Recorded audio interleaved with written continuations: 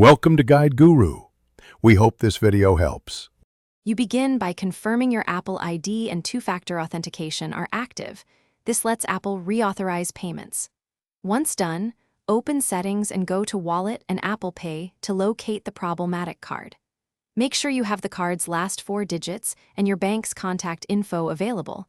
You'll need them if automatic verification fails.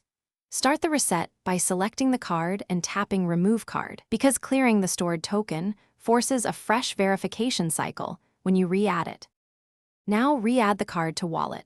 Tap Add Card and either scan the card or type details carefully to avoid errors. After entering the CVV and billing info, accept the issuer's terms. Apple sends a verification request to your bank to confirm identity. Make sure to select the bank's preferred verification channel, like SMS code, email link, or their mobile app approval, because that channel completes the loop. Wait for the bank's response, and keep your trusted device unlocked to receive codes. To finish, enter the verification code exactly as received. Codes are often time-limited, so act quickly.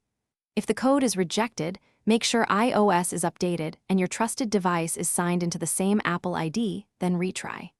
When problems persist, call your card issuer to request a token reset or to confirm they approved the verification. They can clear any server-side blocks. If all else fails, remove the card again, restart your iPhone, and repeat the add and verify sequence while the issuer watches the attempt. Thanks for watching. Consider subscribing if we helped you today.